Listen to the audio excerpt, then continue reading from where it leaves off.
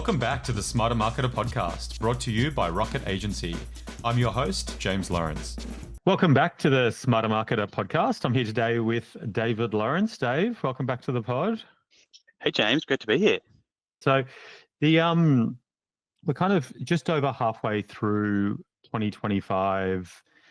AI is everywhere that we, us as marketers choose to be, whether that's our LinkedIn feed, it's industry publications, it's conferences, it's people in our organizations. We thought it would be awesome to have an episode where Dave and I chat around what we're seeing around AI. Like, I think in terms of our agency roles, I probably spend more time with our clients. I probably spend more time in their marketing environments, getting a handle as to their challenges and what they're doing. Dave spends a lot more of his time with our teams internally, making sure our teams are on top of things, making sure we're bringing tech into the business that can best solve our clients' needs. So I think collectively, we're seeing a lot around AI, right? I think we get to see into dozens, if not more, in-house environments. And we're also, it's a mad scramble, right, for us to adopt technology. So I think if you're sitting there in a team of one and, you've got a couple of team members, we're hoping that, I think, just chatting around what we're seeing with AI, what's real, what's not, what's working for us, what's not. It might be good for you as in-house marketers to kind of potentially get a sanity check, I guess, as to how significant the changes are. So I think, Dave, I'll open it up with a question to you, which is, we're halfway through 2025. AI is the buzzword in every boardroom, every marketing team. Has it lived up to the hype yet? It's a big question to start with. And you have to answer it in one word or less. I can answer it in less than one word. No, I think it's actually over-delivered on the promises of last year in core areas of value. I think, on the other hand, it consistently under-delivers when it comes to the hype cycle. When you mention that it's the phrase on everyone's lips, there's a reason for that. There's a lot of very wealthy, very clever people who are putting a lot of money and effort into AI, and of course they have to monetize it. So if you're wanting to attract funding for your AI venture, or you're wanting to find ways to make an idea profitable, then you simply have to go big on it. And that's what we're seeing. And we're probably seeing it at quite unprecedented levels. So if you're looking at a particular tool that's relatively new, a lot of the things that's probably telling you it's going to do and the problems it's going to solve, we're all finding sometimes those things just aren't true at the moment. It can be quite confusing and disheartening. But when I say that it's over-delivered in other areas, I'm talking about the main large language models that we're using, ChatGPT, Gemini from Google, Claude, Perplexity. These models have developed probably at a faster rate than even many of the engineers working inside those organizations expected. There's been some incredible growth when it comes to deep research and reasoning, usefulness, being able to get great insight from AI on videos that you're taking in real time, from images, from conversations and prompts. So yeah, some incredible progress actually. It does feel that way, doesn't it? I think if we're like most marketers, I remember playing with the tool in 2023 in November. They sent it a really basic prompt, right? Like, write a blog article between 500 and 700 words for a digital marketing agency about, SEO trends in 2024.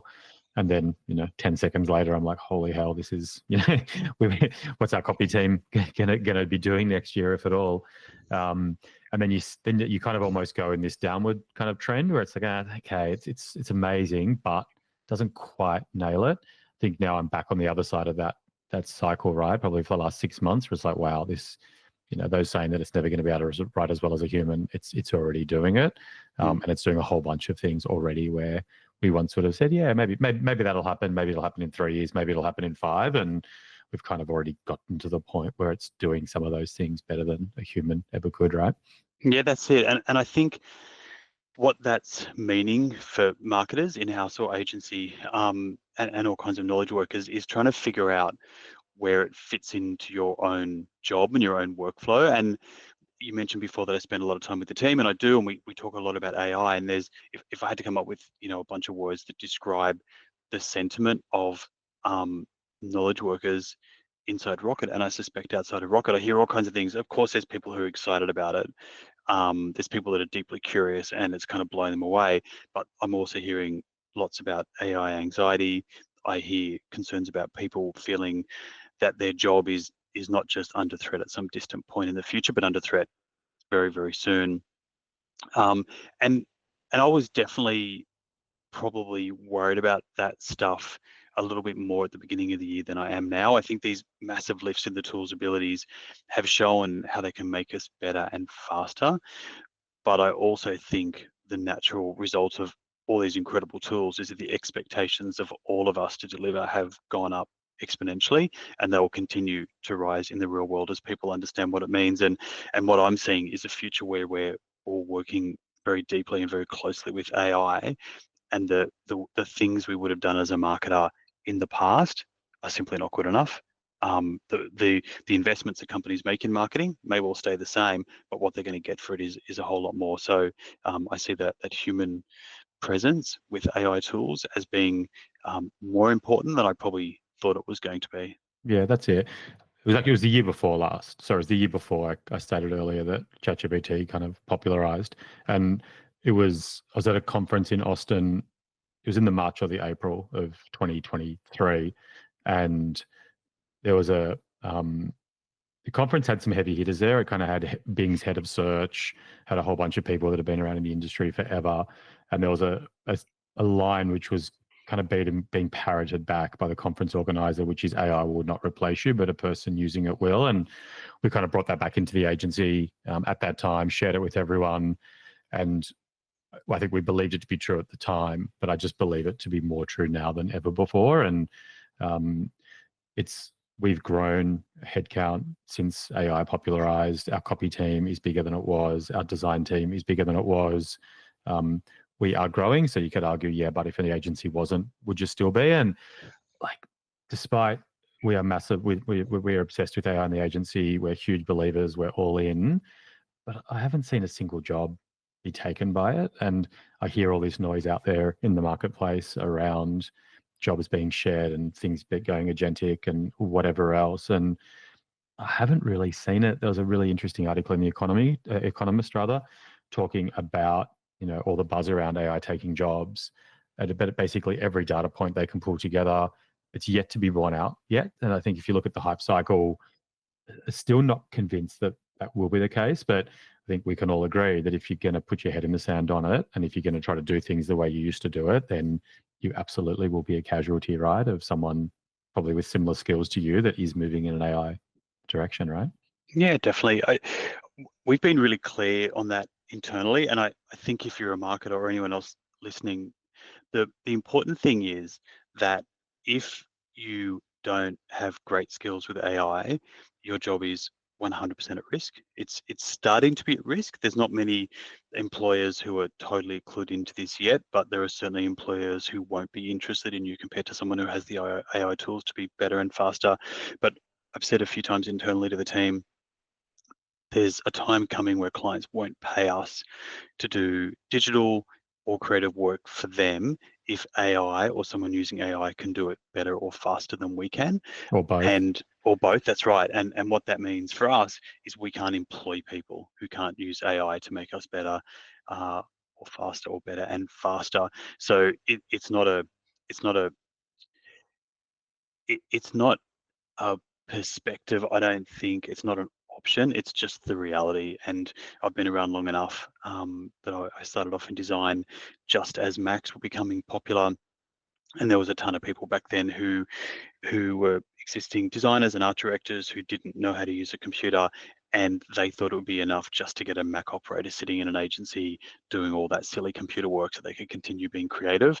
And the ones that didn't start learning how to use a Mac in their spare time simply ceased to be employed. And this is exactly the same. It's not a tool you can declare that it's not right for you and you'll be better than it. It's a self-limiting position to take. I'm utterly convinced of that. That's right. And like the Sam Altman quote that came out, I think it was probably 12, 14 months ago, AI will take away 95% of marketing jobs. Very quickly, he got pushed on that. And he said, no. What I meant to say was it'll take 95% of the tasks that marketers used to do. And then it was quite interesting. Like I would have then kind of agency friends, people outside of marketing would say, oh, your agencies are going to get hammered because all that stuff can be done. And I said, it's just nonsense. It doesn't matter if a marketer's in-house or agency side. Fundamentally, depending on the type of client you're working for or the type of business you're working within, different things will get done agency, different things will get done in-house. We're all kind of doing the same work within reason. And AI is, and like it already is within Rocket, right? There's hundreds of things that our team are doing every week now that once they would have done in a different way, but now we have AI and we're using that. And these tools will be democratized. All of your competitors will have access to the same tools, and it will be about how do we use these tools to still reach the right person at the right time with the right message most convincingly, right? So I think that's probably the first big takeaway from today is that's the kind of what the perspective you need to bring with what AI can do for you. Yeah, that's it. Just using AI is not a point of differentiation, and marketing and business outcomes are all about differentiation. So I feel pretty comfortable about that as well. And I think just big picture, I feel like marketing has never been harder than it is at the moment. It feels like every day a little bit more complexity gets introduced into the various places that we work. Performance seems to get a little bit harder in digital than it was the year before. That seems to be a constant drive. It gets harder to track things because of privacy. It's a challenging environment, and AI will not simplify that. AI will make it even more complex. And like I mentioned a bit earlier, I think the number of things we all will do as marketers is going to get really wide. We'll be doing an awful lot of things, and we'll only be able to do them because of AI.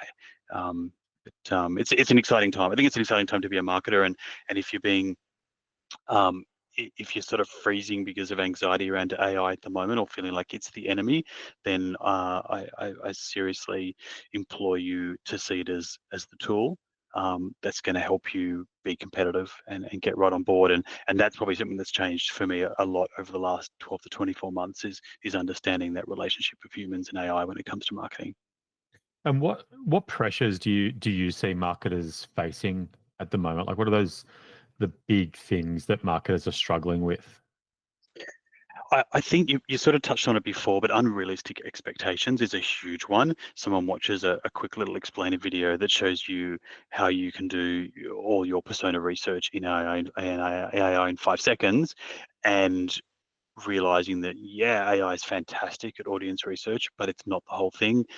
Explainer videos showing you videos being created, the click of a button, it can create amazing videos, whether it creates the video you need. So it's that expectation setting of other people in the team or people up in management who don't fully understand the reality at the moment. That's a really big one.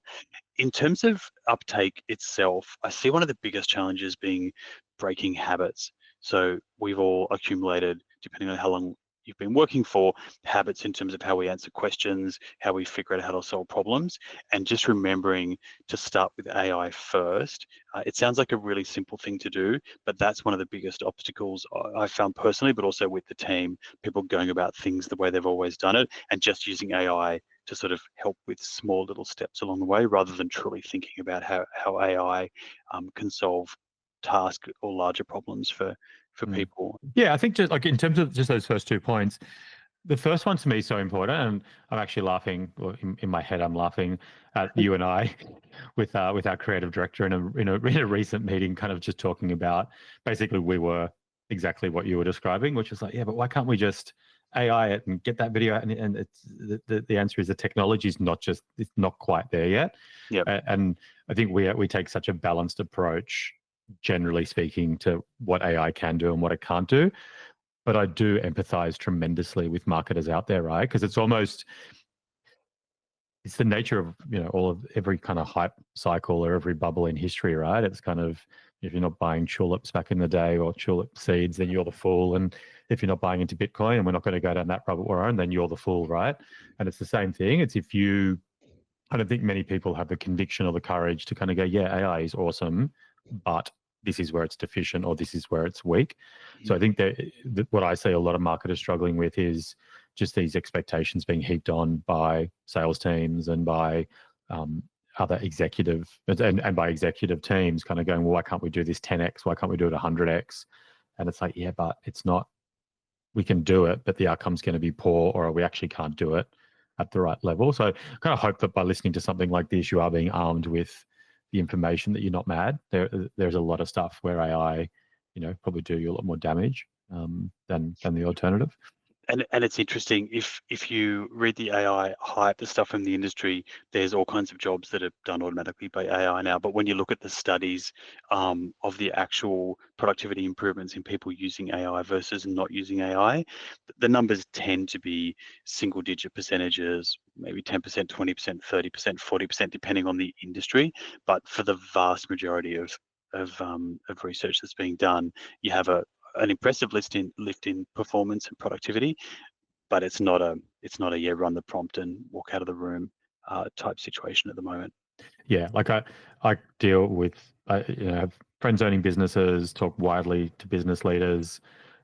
I could count on one hand the number of jobs that have truly been replaced by technology at this point, and I could count oodles examples of where it's been attempted and it's been rolled back. Mm. It's just we're not quite there yet. But I think that second point is so true, and you have been at the forefront of within the agency. It's like, no, got to think with AI first. Staff meeting after staff meeting, us sharing what's working, what's not working, having everyone voice prompt as soon as that technology was kind of available. And it is hard, right? We all, up until 2-3 years ago, we are all used to doing things in a certain way. But there is this technological change where it's like, do you want to be the person that tried to not do things online 20 years ago? Because if that's kind of where you're going to be with it, you are naturally just going to fall behind. Yeah, absolutely. And in terms of changing those habits, maybe a couple little practical tips will be useful. I know these have worked well internally. You mentioned voice. It's a game changer. So one of the things that people really struggle with is creating a prompt that gives the AI enough context and color, I guess, to give you a great outcome. And what we all kind of forgot was that it's actually what we do when we ask questions of each other or brief each other in a real conversation. So if you use the option in any of your favorite AI tools to create your prompt via voice, you'll just naturally create a longer prompt. You'll explain more about your perspective and the outcome you're wanting. You can ask it to do things like, hey, ask me questions until you're 95% sure that the answer you're going to give me is fantastic. You can do all these really natural things, and you can end up having a conversation with AI. And just that one little tweak, well, first of all, it's habit changing because it feels so comfortable and normal. And secondly, you'll start to see the value in using AI as a colleague, as a really informed, intelligent colleague, as opposed to just a place you go to for simple questions a couple of times a day when you remember to do it. So that'd be a big tip if someone's struggling to get AI working for them. Yeah, massively. Whether you're using that in something like ChatGPT, but then Whisper AI, which is a kind of a AI product that essentially allows you to hit any keyboard shortcut you choose, and then it automatically starts recording. So if you're going to write an email, rather than actually typing it out, it's "Dear David," et cetera, et cetera, et cetera, and then it tidies it up, formats it, ready to go. Do the same thing. Every note I'm ever going to make, everything I'm going to put into a CRM, into Asana, always doing it voice driven, gets written up perfectly. Would probably halve the amount of time, probably less that I would spend on writing each day, right? Whisper flows made me really envious of executives from the 50s and 60s and 70s who could pick up a dictaphone and just write a perfect letter. I've been using voice for a little while now, and I really struggled in the beginning to craft things using my voice as well as I would typing. But once you get there, the payoff is massive in terms of efficiency. Yeah, I love it as well.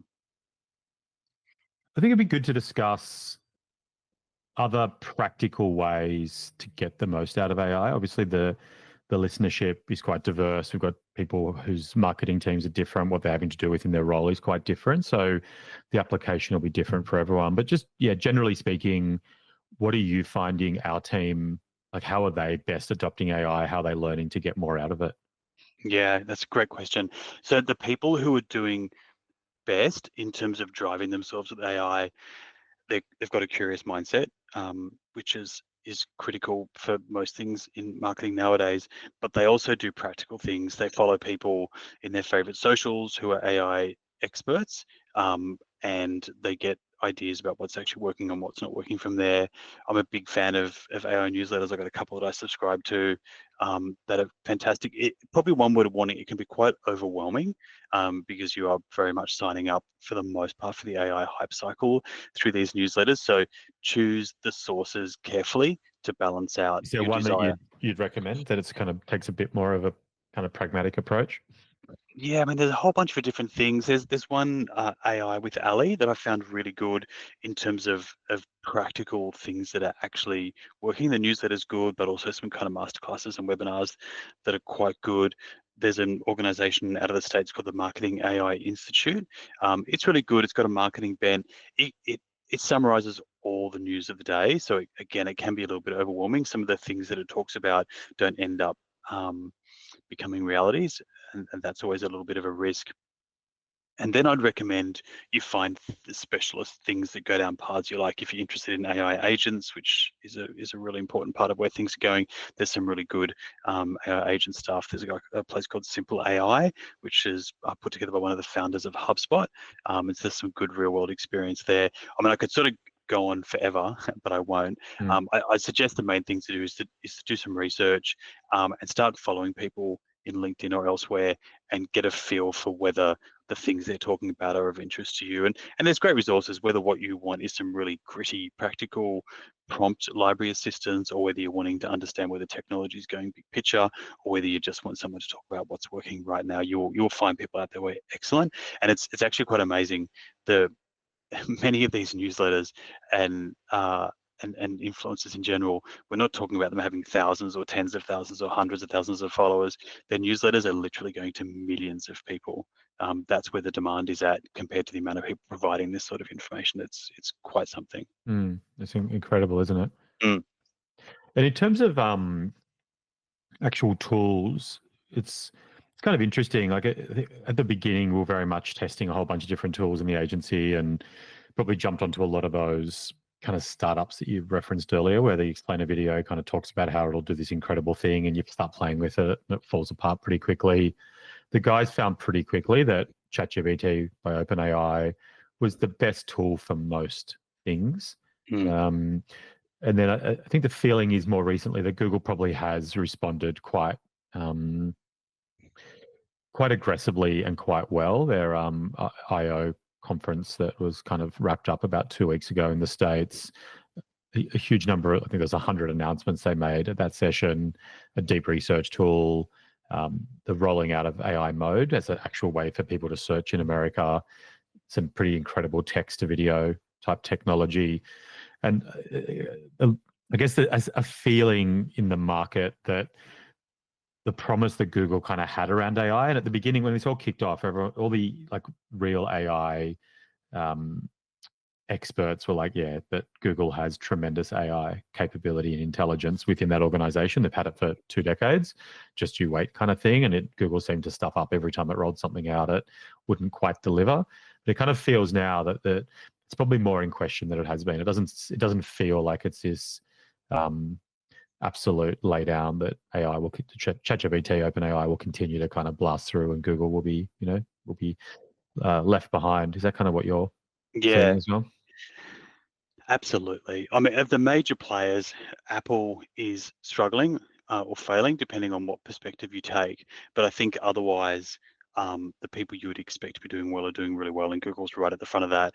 We've, we made the decision. We use Google Workspace across the whole company, so we have access to the paid version of Gemini. But we also made the decision to give everyone a license for ChatGPT, and the reason for that was it's really great to use more than one tool. Different tools are good at different things, and our SEO team just did a really deep dive into all the various tools. It wasn't just limited to those two, but to all the LLMs out there to see what would be best for the sort of things we do in SEO. And they actually found, this is even before Google's recent conference, but they actually found that Gemini was better for their needs compared to ChatGPT. But for lots of other things, ChatGPT is ahead. So I would expect that to continue. Each of the platforms leapfrogging each other. And it's good to have access to both of them.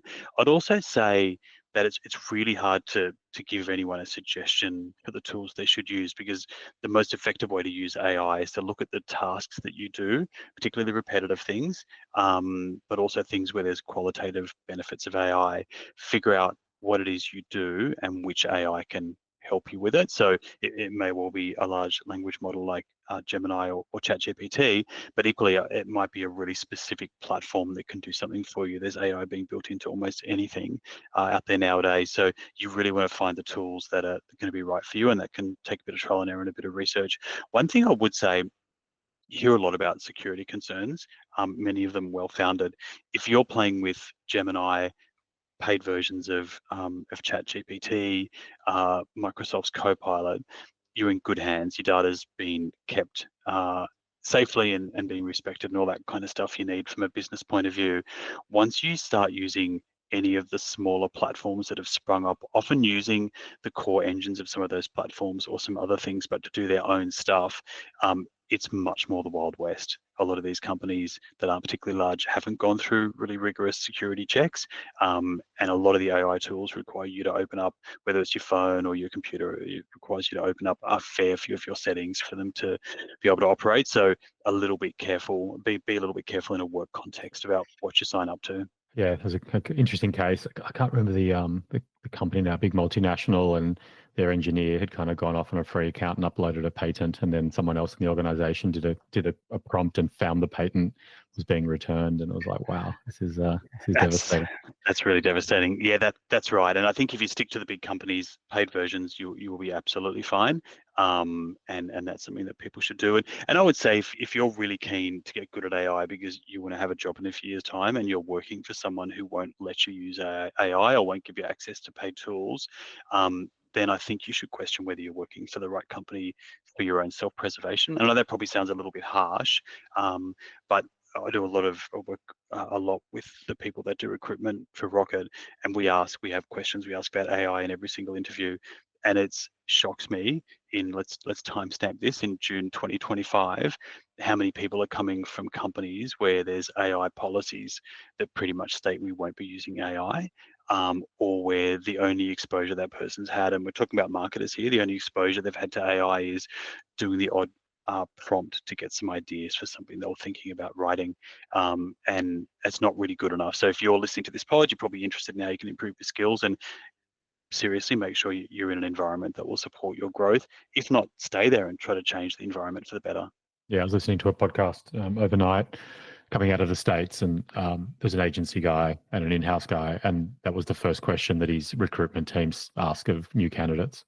Yep. Was the first 4 questions were all around AI adoption usage to kind of test how kind of thinking is going there. So can't imagine if you're in an environment where you're not being encouraged, because you're going to be falling behind people in your industry that 100% are adopting. I think with the tool thing, it's I find it really challenging, and I think we're fortunate being in an agency. That is one of the benefits of an agency, right? You get that perspective of lots of different accounts, lots of different businesses. You kind of you've got that big team around you. We're a team of 50. We can all learn from each other. So I really empathize with marketers in a small team. If you're in a team of 1, if you're in a team of 5, and you're right, Dave. Like so much of the hype and these bits of software that spring up just don't really deliver what they say they're going to deliver.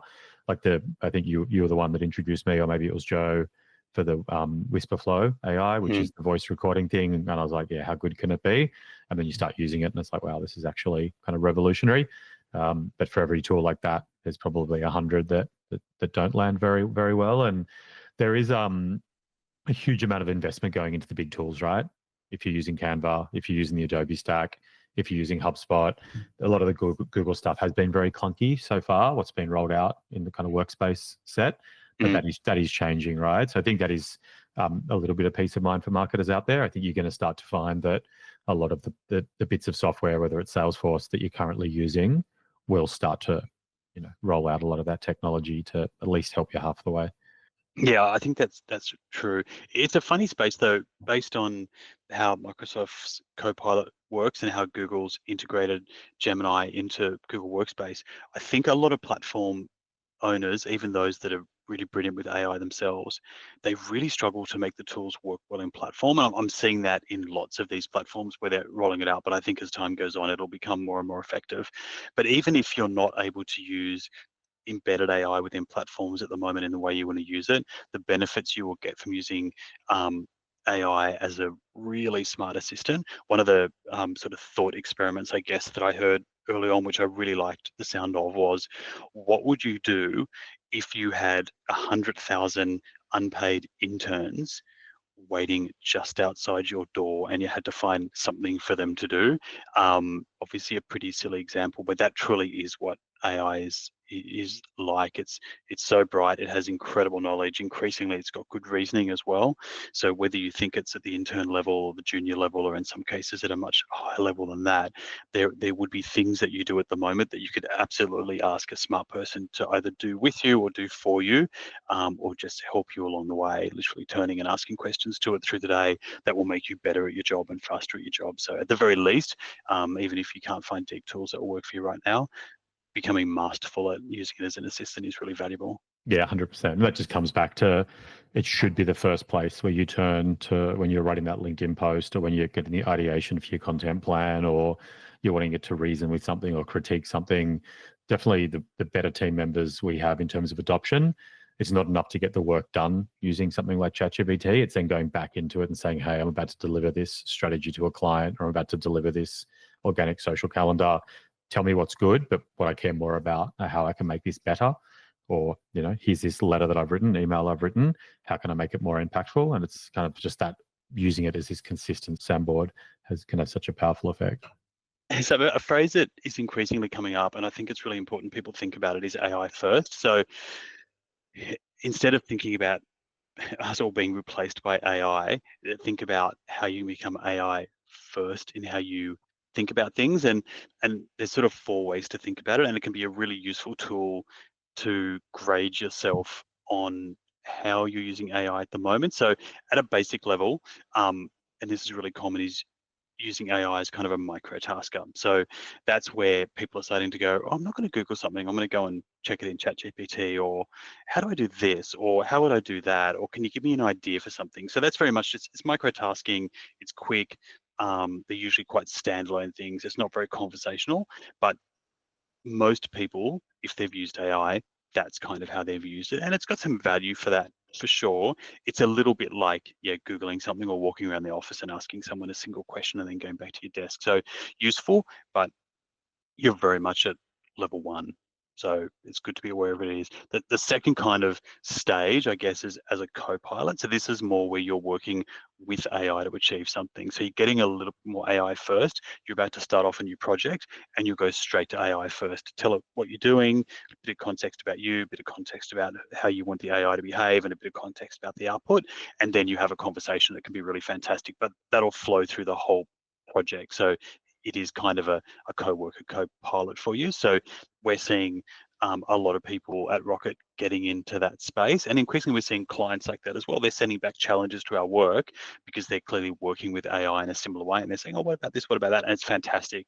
It gives us good ideas, and we find that that collaborative nature with us and AI and our clients and AI, and then us and our clients and a whole lot together is really fantastic. So that's sort of stage two. Stage three is using it as a delegate.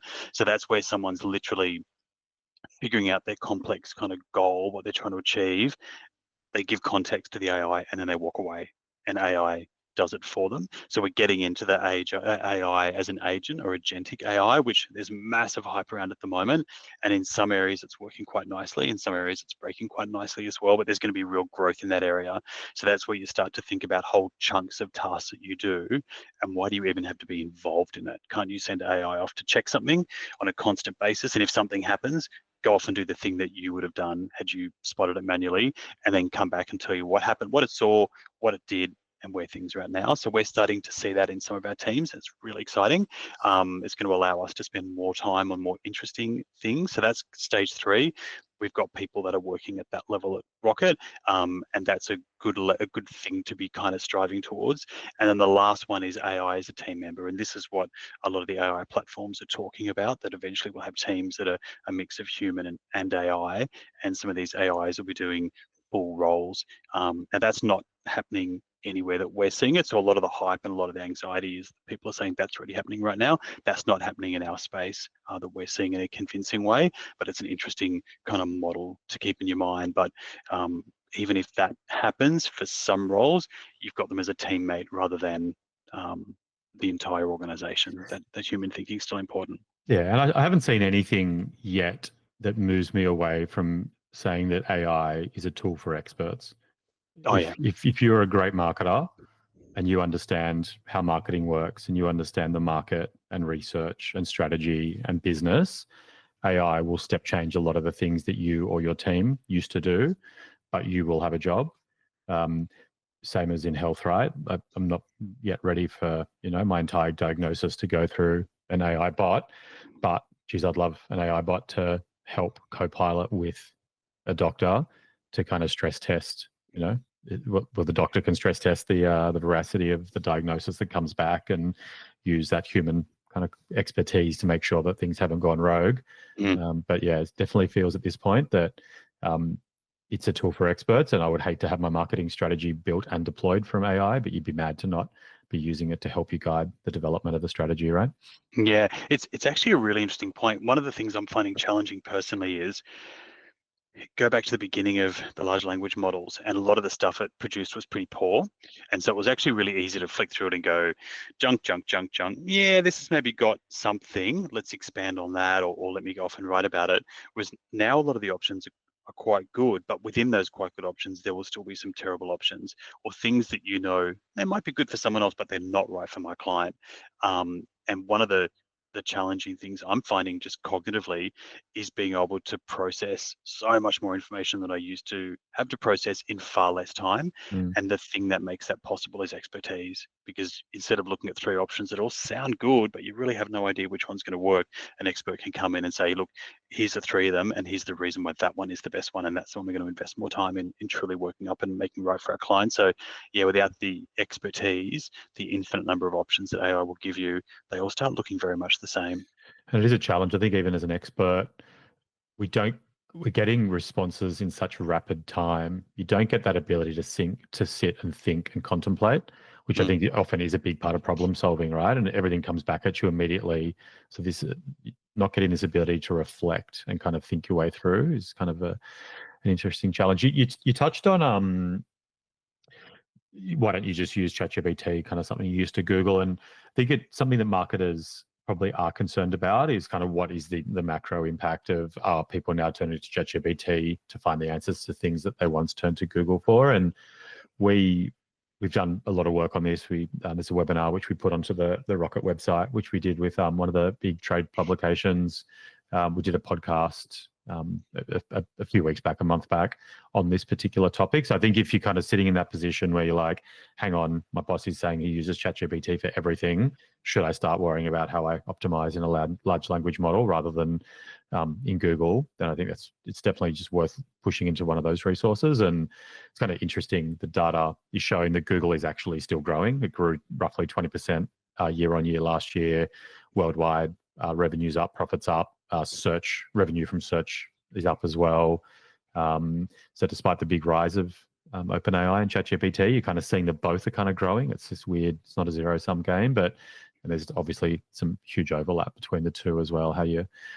What ChatGPT looks at to rank someone in highly on a prompt is also, there's some correlation there with Google. So just if that's something you're interested in, feel free to kind of access one of those resources as well.